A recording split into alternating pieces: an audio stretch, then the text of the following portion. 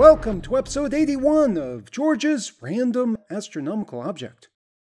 Every episode, I run a random number generator to select random astronomical coordinates in the sky, and I then search for an astronomical object near those coordinates and talk about what makes the object so interesting to astronomers.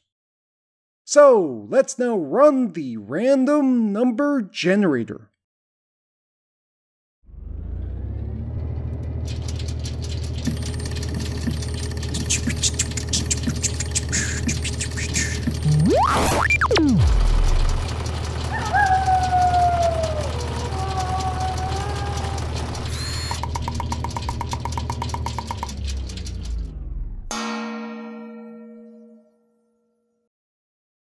And the random number generator has produced a complete transcript for Season 3, Episode 2 of the TV series Brooklyn Nine-Nine. If you're an Andre Braugher fan like I am, you'd be really interested in this. The random number generator has also returned the coordinates of 21 hours, 24 minutes, 43.8 seconds for ascension, and negative 33 degrees, 58 minutes, 45 seconds declination. These coordinates point to the pulsar PSR J2124-3358. Since I work alongside a lot of pulsar experts in my real-life job at the University of Manchester, I thought I would invite one of those experts to talk about the object for this episode rather than talking about myself. So here is Dr. Benjamin Shaw talking about PSR J2124-3358. PSR J2124-3358 is a pulsar. Pulsars are the remnants of dead massive stars that form when stars much larger than the Sun, more than around 8 times, but we don't know the exact details, explode as supernovae at the end of their lives, and the stellar core collapses to such an extent that the protons and electrons fuse together to form an object primarily composed of neutrons, roughly 10 kilometers across, but with a mass close to that of the Sun. This object is called a neutron star.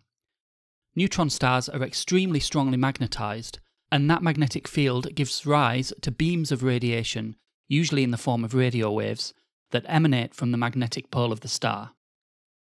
As the star rotates about its rotation axis, those beams sweep around the sky, somewhat like a lighthouse, and if the Earth happens to be located along the path of that beam, we see a little pulse of radio waves with our radio telescopes every time the star rotates and the beam crosses the Earth. For that reason, we refer to these objects as pulsars. This particular radio pulsar, J2124-3358, was discovered as part of the Parkes Southern Survey of 1997, which detected 101 new radio pulsars using the Parkes radio telescope in New South Wales, Australia. 2124 is located in the constellation of Microscopium at a distance of 400 parsecs, or 1300 light-years, or 8 quadrillion miles, where 1 quadrillion is 1 million billions. The star rotates roughly once every 5 milliseconds, or around 200 rotations per second. The fact that this pulsar rotates so quickly puts it into a special class of pulsar known as millisecond pulsars. We believe these stars have acquired their rapid rotation rates by being part of binary systems in which the pulsar gravitationally draws material from a companion star, causing the pulsar to spin up to these millisecond periods. However, 2124 does not have a companion star, and this alone gives us interesting clues as to the pulsar's evolutionary history, because any companion star it did have must have either undergone its own supernova explosion in such a way that the binary system was disrupted and the stars were separated, or the combination of the gravitational attraction of stellar material from the companion and the highly energetic radiation from the pulsar has caused the companion to evaporate. These types of systems are an active area of research at Jodrell Bank. This is in fact one of around 850 pulsars we routinely observe at Jodrell Bank using the Lovell telescope. We observe this source primarily once every 2 months in order to track its long-term rotation. The Parkes Observatory also time this source as part of the International Pulsar Timing Array. Millisecond pulsars such as 2124 have such remarkable rotational stability that we're exploiting them in order to search for a low-frequency gravitational wave background from coalescing supermassive black hole binaries. As a gravitational wave passes over the Earth, the distance to other objects changes because the spacetime between us and those objects is lengthening and contracting, and these small perturbations in spacetime cause the rotation rates of pulsars to appear to change. If we were just seeing these perturbations in a single pulsar, we wouldn't be able to conclude that gravitational waves passing the Earth were causing it, as it could be related to processes in the pulsar itself. Instead, this same gravitational wave signal should be measurable in many pulsars if the Earth is being affected by the passage of gravitational waves, and 2124 is one of these crucial, highly stable pulsars that we are using as a galactic gravitational wave detector to search for the signature of the Earth being affected by perturbations in spacetime caused by distant merging black holes. This pulsar isn't just observable at radio wavelengths.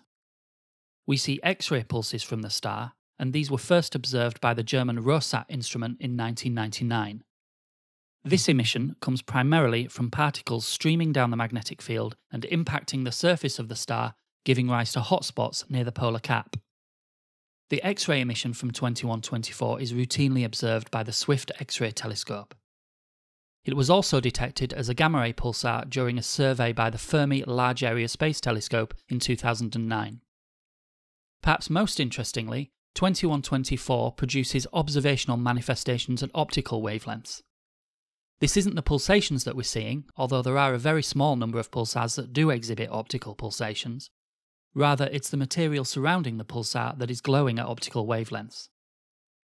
2124 is moving through space at a few tens of kilometers per second.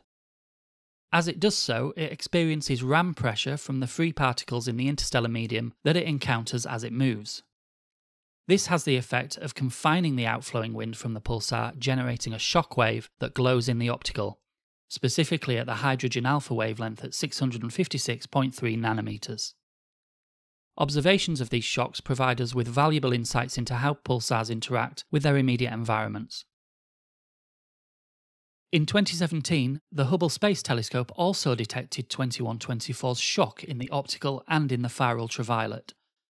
This is only the second time such a shock has been seen in the far ultraviolet, and this suggests that such shocks may be detectable around other pulsars where no optical shock has been detected because there are no free hydrogen atoms upstream of the shock to cause the optical emission, and so 2124 is providing useful signposts to study shocks from pulsar winds at other wavelengths. And that was Dr. Benjamin Shaw talking about PSR J2124-3358, and the location on the Earth's surface corresponding to the position of this pulsar in the sky is about 1,350 kilometers east of Uruguay in the Atlantic Ocean. This location seems relatively indistinct, but it actually lies in between the Cape of Good Hope at the southern tip of Africa and Rio de la Plata in South America, which is where Buenos Aires and Montevideo are located. Consequently, this location sees a lot of cargo ship traffic between Asia and South America. If you happen to spend a lot of time on container ships, then the next time you pass through this location, you can associate the bow shock of water ahead of the ship with the bow shock of gas in front of PSR J2124-3358. The website for this podcast is www.randomastronomicalobject.com.